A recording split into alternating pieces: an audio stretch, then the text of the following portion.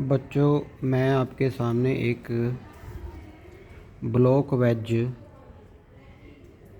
Problem का solution करने जा रहा हूँ।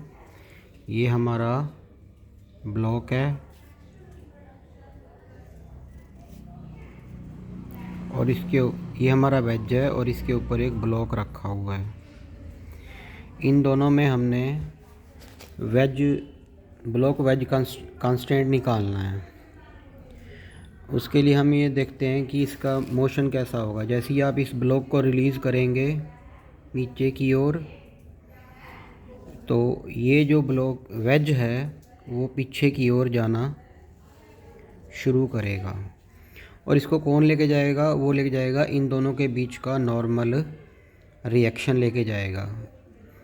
तो जैसे ही ये अपनी जगह बदलेगा तो डायग्राम कुछ इस प्रकार का हो जाएगा। ये यहाँ आ जाएगा, ये ऐसे हो जाएगा। इसने अपनी जगह बदल ली। अब ब्लॉक यहाँ आ गया है, ब्लॉक नीचे आ गया है और इसका एक्सेलरेशन वेज का इस तरफ है।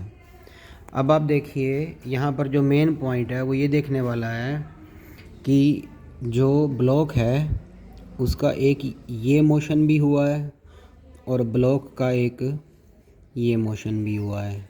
एक्स मोशन भी हुआ है ब्लॉक का और वाई मोशन भी हुआ है ब्लॉक का, जबकि वेज का केवल एक्स मोशन हुआ है। अब सोचने वाली बात यह है कि क्या इस दिशा में कोई वेज है? नहीं है, इसलिए इस दिशा में कोई कांस्टेंट नहीं है। कांस्टेंट केवल वाई में होगा। जो भी कांस्टेंट होगा वेज और ब्लॉक में वो वाई में होगा।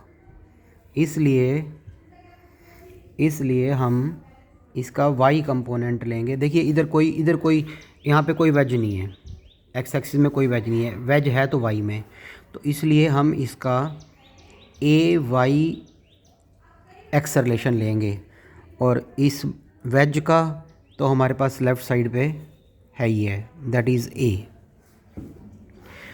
इस तरफ कोई वेज नहीं है, इसलिए एक्स नहीं लेंगे।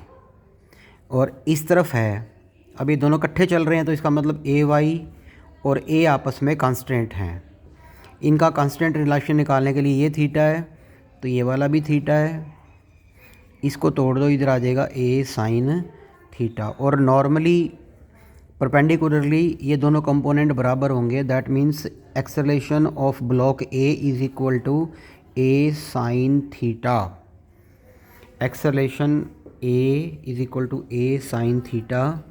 इस ब्लॉक का कांस्टेंट क्यों आ गया? क्योंकि इसको मैंने ए वाई को ए रख दिया है।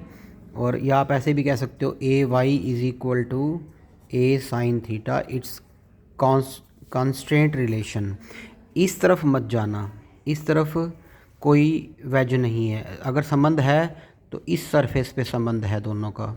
इस सरफेस पे संबंध है तो परपेंडिकुलर डायरेक्शन में जो भी कंपोनेंट है उनको इक्वेट कर दो तो आपके पास कांस्टेंट इक्वेशन निकल आएगी। धन्यवाद।